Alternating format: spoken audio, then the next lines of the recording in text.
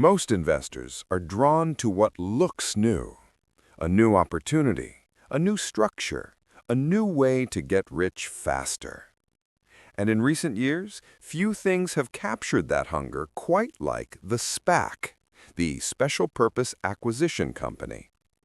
It promised a revolution in finance, a faster, smarter path to take companies public, to democratize investing. But beneath that promise lies a question that Benjamin Graham would have asked nearly a century ago, one that remains as piercing today as ever. Is this an investment or a speculation dressed in modern clothes? Because what looks like innovation is often only a new label on an old impulse. Graham saw it happen again and again in 1929, in the conglomerate boom of the 1960s, and in the tech fever that followed every decade since. Each time, people believed they had found a smarter way to bypass the hard work of analysis. But Graham taught us that in investing, there are no shortcuts. There is only value or the illusion of it. And to tell the difference, one must look beneath the surface, where arithmetic, not excitement, determines truth. In this video, we'll explore how Benjamin Graham would have evaluated SPACs and special situations. We'll uncover the methods he used to separate measurable opportunities from unmeasurable hopes. And we'll see how those same timeless principles can still guide us today, through a market overflowing with financial inventions that promise everything and deliver little. By the end, you'll understand how to see modern financial innovation through Graham's lens, and why, to the intelligent investor, even the most complex deal should always come down to one simple question. What is the value, and where is the margin of safety? To understand how Benjamin Graham might have viewed SPACs, we need to go back, not just a few decades, but nearly a century, to the era when financial innovation was first becoming fashionable. It was the late 1920s. Wall Street was booming. New investment trusts were being formed every week, many of them with dazzling names, celebrity backers, and lofty promises. These trusts claimed to give ordinary investors access to professional management and superior returns. Sound familiar? But behind the glamour, Graham saw something deeply troubling. Most of these trusts were little more than shells, empty vehicles that raised capital from the public with vague plans to invest it somewhere later. They charged heavy fees, used aggressive leverage, and depended on continual enthusiasm from new investors to keep prices rising. He later wrote, "The speculation masquerading as investment has been the source of more losses than any other single factor in the history of Wall Street." The parallels with today's SPACs are striking. A SPAC, or Special Purpose Acquisition Company, is essentially a pool of money raised from investors with the goal of acquiring or merging with a private company later.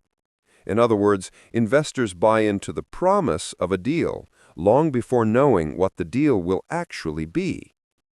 To Graham, that structure would have immediately raised a red flag, because for him, the essence of investment was analysis, the careful study of a company's assets, earnings, and prospects. A SPAC, by its very design, asks investors to commit capital without any such analysis possible at the outset. He would have seen the enthusiasm for SPACs as the latest version of an old human weakness, the desire to believe first and think later. And yet, Graham was not a cynic. He didn't dismiss every innovation or special situation out of hand. He simply demanded that investors approach them with the same rigor, skepticism, and discipline as any other investment. Because, as he reminded his students, the investor's chief problem, and even his worst enemy, is likely to be himself. That warning is especially relevant in the world of SPACs, where excitement often replaces evidence and narratives drown out numbers. In the late 1920s, Graham watched fortunes made and lost in similar structures, trusts that, like many SPACs today, were sold on vision, not value. When the bubble burst in 1929, nearly all of them collapsed because there was no real foundation beneath the optimism. History, as Graham often noted, doesn't repeat precisely, but it rhymes. And the rhythm of speculation, dressed in modern language, is one we can still hear echoing through today's markets.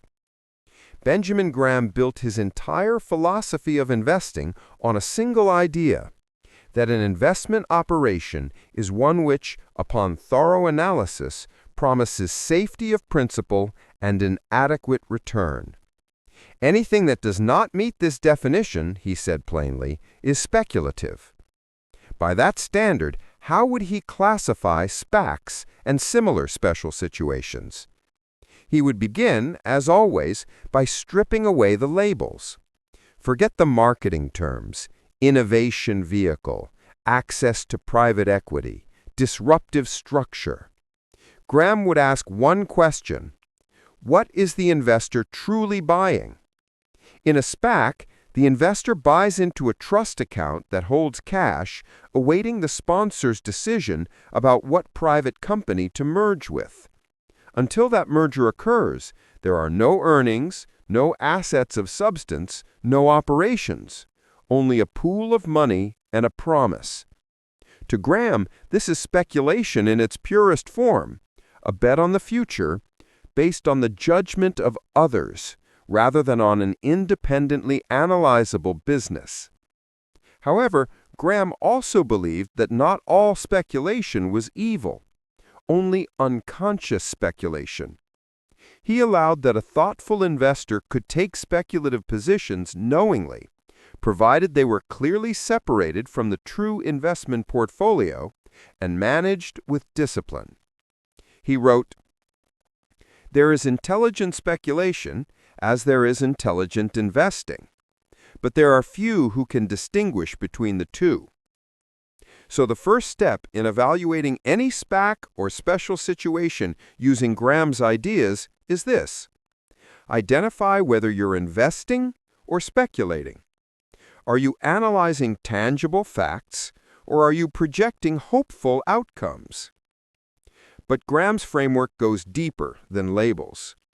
He would dissect such opportunities using the same analytical tools he applied to all securities. 1. Intrinsic value. Is there a calculable value to anchor your investment decision?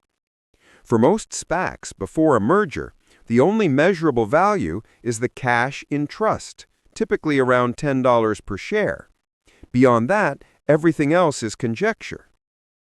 2. Margin of safety. What protection exists against loss? In traditional equities, this might come from undervaluation. In SPACs, it can come from redemption rights, the ability to reclaim the trust value if the investor dislikes the proposed merger. A disciplined Graham-style investor would see that as the only legitimate safeguard. 3. Rational expectation of return. Does the operation offer an adequate return relative to its risk? Graham's focus on adequacy, not excitement, stands in contrast to the speculative frenzy often surrounding SPACs, where investors chase outsized upside without clear foundations.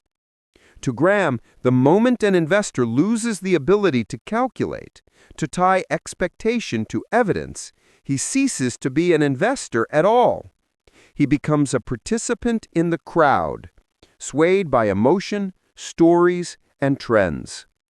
And so the core concept here is not merely whether SPACs are good or bad, but whether they can be analyzed with sufficient clarity to justify inclusion in an investment portfolio. For most, the answer is no, not until the merger is complete and the resulting business can be valued on its own merits. Graham would have cautioned, operations not meeting these requirements are speculative, and while speculation may be fascinating, it must never be mistaken for investment.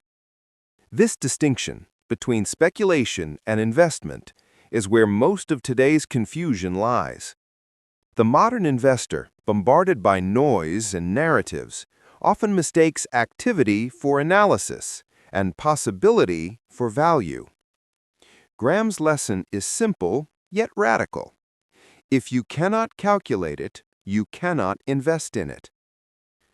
Benjamin Graham approached every investment problem as a scientist of finance, beginning not with predictions, but with principles.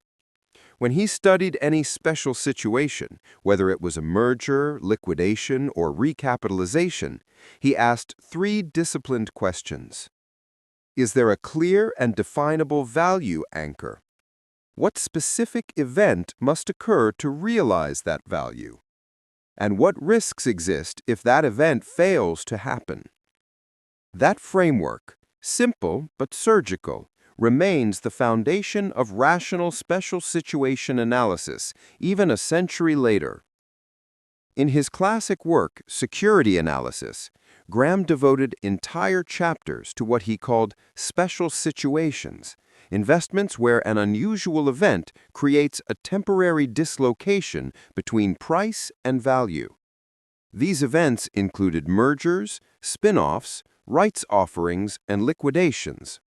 But Graham's approach to them was radically different from the excitement-driven strategies that dominate SPAC investing today. He never sought these situations for their novelty or glamour. He sought them for their measurable mispricing. To Graham, the essence of a sound special situation was that the outcome could be estimated, not guessed, using arithmetic and probability, not optimism. He viewed each one as a mathematical proposition, not a story. In his words, the essence of investment management is the management of risks, not the management of returns. So how would Graham's method dissect a SPAC? He would begin with the trust value, the amount of cash held before a merger. This is the investor's anchor, a tangible number. If the shares trade below that cash value, a potential margin of safety appears. But Graham would immediately question the quality and reliability of that safety. He would note that the trust value depends entirely on two fragile promises. One, that the sponsor will act with integrity and competence. And two, that redemption mechanisms will function smoothly when tested. To Graham, both are conditional risks, not true certainties. And his principle was unwavering. An investor must never depend on conditions beyond his control for safety. Next, he would analyze the event dependency, the trigger that determines whether value is realized or destroyed. In a SPAC, that event is the merger itself. The investor's fate depends on whether the sponsor finds a worthwhile target. But until that happens, there is no concrete value to estimate, only a contingent hope. Compare that to Graham's analysis of a corporate liquidation. In that case, the assets were real, the distributions calculable, and the timeline visible. He could compute probable recovery values, discount them for uncertainty, and arrive at a justified purchase price. It was investment logic applied to a temporary dislocation. But with SPACs, he would see a missing ingredient, tangible valuation data. A merger might create value or destroy it, and that binary dependency, in Graham's eyes, disqualifies it from the category of investment altogether. Still, he would not dismiss all SPACs outright. His temperament was not cynical, but precise. He would acknowledge that under certain circumstances, when a SPAC's market price falls below its redeemable trust value, say $9.50 when the trust holds $10 per share, there could exist a narrow margin of safety. The investor who buys below trust value, redeems if the merger disappoints, and treats it as an arbitrage, not a long-term bet, might fit Graham's definition of a special situation. That is the key. Graham's special situations were always event-driven, time-limited, and data-anchored. They were not trend-following vehicles. They were not faith-based investments in future narratives. He would remind us, as he reminded readers decades ago, to achieve satisfactory investment results is easier than most people realize. To achieve superior results is harder than it looks. The message behind that quote is deeply relevant here. You don't need exotic structures or speculative instruments to earn adequate returns. You need discipline, the ability to focus on what can be known, not what can be hoped. So, applying Graham's method to SPACs leads us to a sober conclusion. They are rarely, if ever, true investments. But under the right conditions, when purchased below trust value, with redemption protection, and treated as a short-term arbitrage, they might qualify as an intelligently speculative operation. And even then, Graham would warn, the intelligent speculator must behave like an investor, calculating, detached, and humble, never like a gambler chasing excitement. Nearly a century after Graham's era, the financial world has been transformed by technology, liquidity, and speed. Markets now move not in days, but in milliseconds. Capital can be raised overnight. Narratives go viral before numbers are verified. And yet, the essence of speculation, the human desire to believe that this time is different, has not changed at all. SPACs are perhaps the purest modern reflection of that eternal tension between hope and discipline. To understand how, we must step into the mindset of the modern market participant. Today's investor is bombarded by stories. A visionary founder announces a revolutionary technology. A celebrity backs a deal. The financial media amplifies the narrative with phrases like disruptive potential and ground floor opportunity. Momentum builds not around what is, but what could be. In that moment, the market stops being a weighing machine and becomes a voting machine, just as Graham warned it would. Prices begin to reflect emotion, not evidence. Consider the SPAC boom of 2020-2021. More than 600 SPACs came to market within months, raising over $160 billion. Many investors believed they were buying into the next Tesla, the next SpaceX, or the next revolution in green energy. But by 2023, the vast majority of those SPACs had either liquidated, merged into underperforming companies, or collapsed in price. The speculative dream had dissolved into the arithmetic reality that Graham always emphasized. He would not have been surprised, because he understood a timeless truth. When investors forget valuation discipline, speculation always disguises itself as innovation. And this is where Graham's philosophy finds its sharpest modern relevance. While most of the market debates which SPACs might rebound, a Graham disciple would ask a simpler question: should they exist at all as vehicles for investment capital?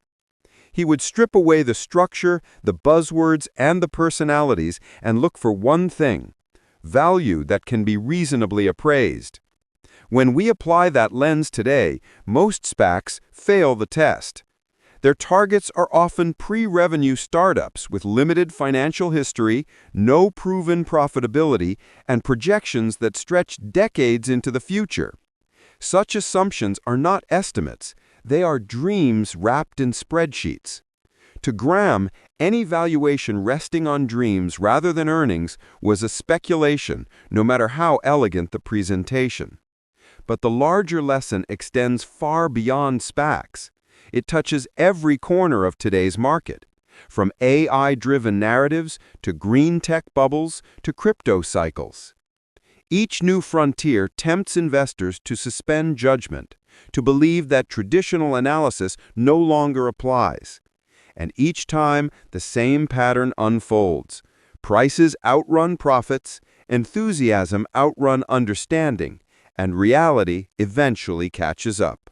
Graham's wisdom offers an antidote to this cycle. He would remind us that innovation in itself is not the enemy of value investing. Indiscriminate enthusiasm is.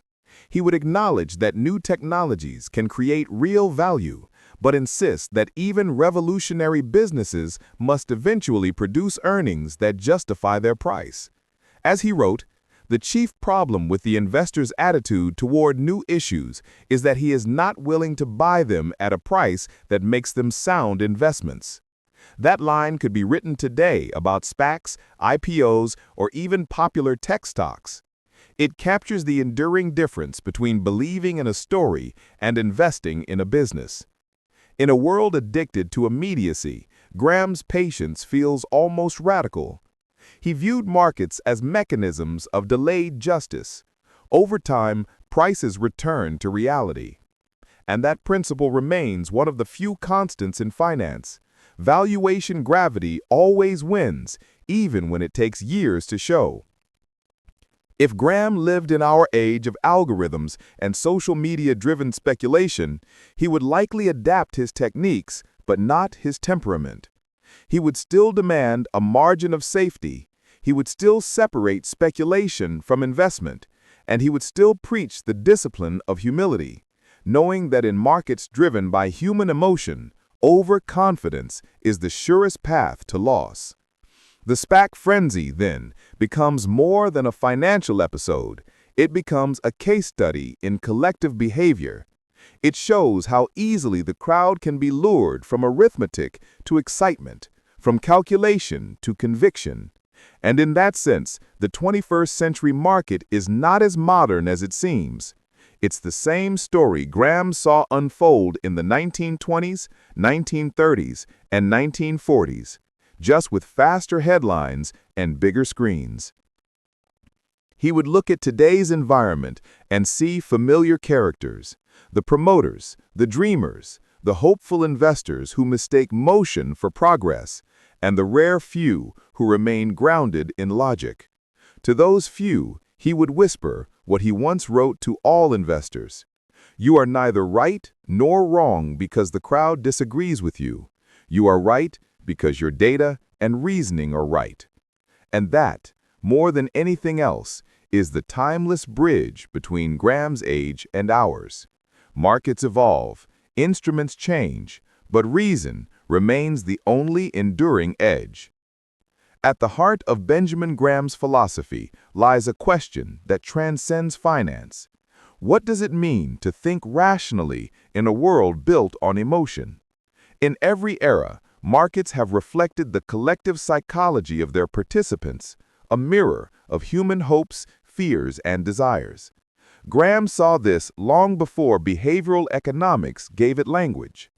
He understood that markets were not machines of precision, but theaters of emotion. And in that theater, the investor's greatest challenge was not the volatility of prices, but the volatility of their own mind. This is why Graham's lessons about SPACs, or any speculative craze, are not simply financial. They are philosophical commentaries on human behavior. When he warned against speculation, he wasn't condemning risk itself. He was cautioning against self-deception, the quiet belief that we can predict the unpredictable or outguess the market's madness. That illusion, he believed, was far more dangerous than any temporary loss. Every generation of investors believes it has become more sophisticated. We have algorithms, high-frequency trading, and data analytics that would have seemed like science fiction in Graham's time. Yet despite all the progress, we remain the same fallible creatures, drawn to stories, driven by envy, and comforted by the illusion of control. Technology has changed the tools, but not the temperament. Graham would see the SPAC boom not as a failure of finance, but as a failure of restraint. He would remind us that speculation thrives not because people lack intelligence, but because they lack patience. It is impatience, the desire for wealth without waiting, that turns investors into gamblers. And in that sense, the true special situation is not a market event, but a state of mind, the rare investor who can stay calm while others chase excitement. To Graham, rational investing was an act of humility. It was the recognition that the future cannot be known, that human judgment is fallible, and that the best protection against our own errors is discipline. He wrote, "The investor's chief problem, and even his worst enemy, is likely to be himself." That line, simple and unpretentious, carries more wisdom than most modern financial textbooks. It reminds us that every market bubble, whether in SPACs, tech, or real estate, begins not in the balance sheets of companies, but in the emotions of individuals. The moment investors stop asking, "What is this worth?" and start asking, "What if this goes up?" speculation takes hold. The market becomes a mirror of human dreams, rather than a measure of economic value. And when dreams are traded as assets, disillusionment is inevitable. But Graham's philosophy is not cynical. He did not view markets as foolish or corrupt, but human. He believed in their long-term rationality, even while acknowledging their short-term madness. He trusted that time, patience, and value would prevail, not just on the schedule most investors preferred. This is where his conservatism reveals its deeper beauty. It is not fear-based caution, but intellectual humility, the courage to admit what we cannot know. In a world that rewards confidence and speed, that humility is revolutionary. It allows investors to resist the herd, to remain still when others rush in, and to see beyond the noise of the moment. Graham's approach to special situations captures this perfectly. He would analyze opportunities without prejudice, willing to consider them but never seduced by them. He separated possibility from probability, and story from substance. He did not reject innovation, he simply demanded evidence. And that distinction between openness and credulity defines the line between the intelligent investor and the speculator. The intelligent investor is open-minded but grounded, curious but skeptical, patient but not passive. They understand that truth in markets is rarely loud. It whispers through numbers, not narratives. When viewed through this lens, the SPAC boom becomes a lesson in collective psychology. A moment when society, once again, traded discipline for dreams. But Graham's philosophy endures precisely because it teaches us how to stay awake when others sleepwalk into euphoria. The philosophical core of his teaching is self-mastery. To invest intelligently, one must first learn to master one's own impulses, to replace reaction with reflection. It is a discipline that extends far beyond finance. In truth, Graham's principles are lessons in living: to seek clarity over noise, to prefer patience over haste, to measure worth before price, and to find comfort not in the crowd, but in conviction. He showed that investing wisely is not merely about what one owns, but about how one thinks. Because the investor's true edge does not come from information, it comes from temperament. The ability to remain calm when others panic, cautious when others rush, and rational when others dream. In this way, Graham's conservatism becomes not just a method of investing, but a philosophy of life, one that values reason as the highest form of courage. If Benjamin Graham were alive today, watching the SPAC mania unfold on financial television, he would likely smile. Not with amusement, but with recognition. He had seen it all before. The faces changed, the acronyms changed, but the rhythm of speculation remained the same. Human nature, he would say, doesn't evolve nearly as fast as our financial instruments do. Graham would probably remind us that every generation must learn the same lessons, often the hard way. He once observed that investors forget in the good times what they learned in the bad. In that sense, each market bubble is a kind of tuition, an expensive education in human psychology. So what would Graham actually advise today's investor when facing modern special situations, whether SPACs, crypto, or any new financial innovation promising exponential returns? Let's distill his timeless guidance into a few principles that remain just as relevant in 2025 as they were in 1949. 1. Demand margin of safety, always. Graham's most sacred principle, the margin of safety, applies as much to new financial structures as to old. In every investment, you must leave room for error, because errors are inevitable. That buffer between value and price is what separates speculation from prudence. If you can't clearly calculate intrinsic value, if the company has no earnings, no assets, and no predictable cash flow, then there's no way to know if you have a margin of safety. And if there's no margin of safety, you're not investing, you're hoping. Graham would remind us, hope is not an investment strategy. 2. Understand before you buy. One of Graham's golden rules was that you should never invest in something you don't understand. He was a scholar of clarity. In his view, complexity was often a disguise, a way to make risk look sophisticated. SPACs, with their layers of promoters, sponsors, and merger conditions, can appear innovative, but if an investor can't explain in simple language how the structure creates value, then Graham would argue it's better to step aside. He'd rather miss a profit than misunderstand a risk. As he put it, an investor who buys securities he does not understand is like a man buying a blind horse. 3. Separate investment from speculation. Graham never denied that speculation has a place. He simply believed it should be confined to a small, well-defined portion of your portfolio, what he called your speculative component. The danger comes when speculation disguises as investment, and the investor starts believing his guesses are insights. He suggested that an intelligent investor can speculate, but only if he treats it as entertainment, not strategy, keeps it small enough that a loss won't hurt, and never confuses it with the core of his portfolio. The moment speculation becomes identity, the moment you need to be right, you've already lost the psychological game. 4. Measure success by process, not outcome. Perhaps Graham's most misunderstood lesson is that intelligent investing is not about beating the market. It's about behaving rationally, regardless of the market's behavior. He wrote, "To achieve satisfactory investment results is easier than most people realize.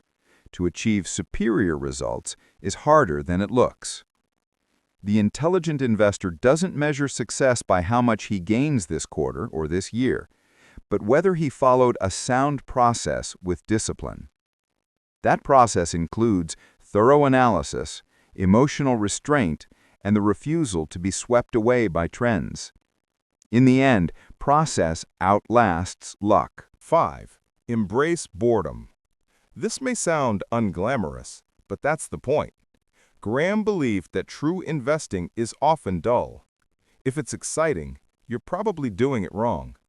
He encouraged investors to find satisfaction not in constant action, but in quiet accumulation. To him, wealth was not built in bursts of brilliance, but in decades of consistency. It was the product of patience, a trait the modern market has almost forgotten. In the world of SPACs, where excitement is sold as opportunity, Graham's advice would be simple: choose boredom over brilliance. Because brilliance fades, but discipline compounds. 6.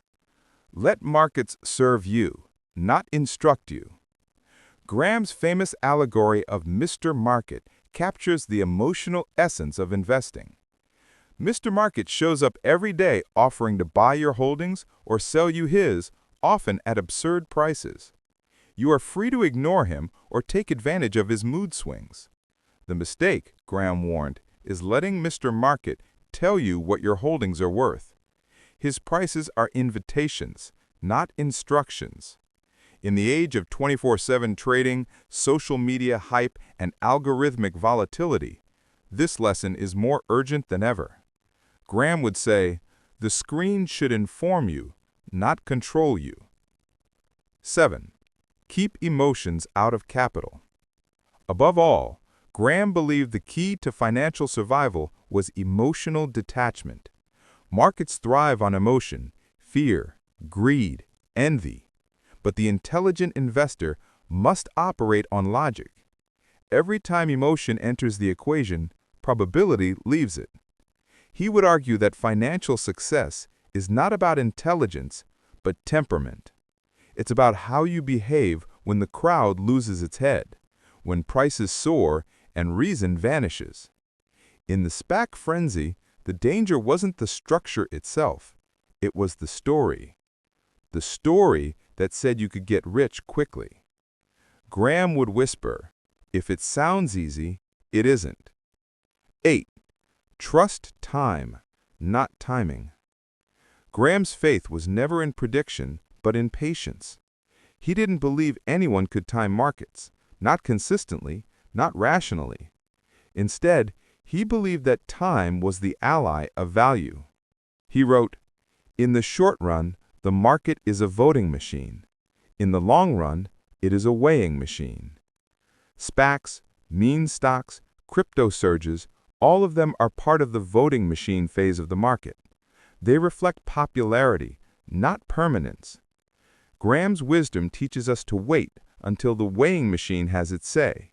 Because when speculation fades, value remains, always. Final reflection. The eternal relevance of Graham. The world of 2025 looks nothing like that of 1949, and yet the deeper truths remain unchanged. The investor's mind, restless, hopeful, fearful, is still the same, and so the medicine Graham prescribed still works. Skepticism, patience, humility, and discipline. Benjamin Graham's enduring genius wasn't in his formulas, but in his philosophy. He taught us that intelligence in investing is not a function of IQ, but of character. It's the willingness to think independently, to resist the crowd, and to remain calm amid chaos.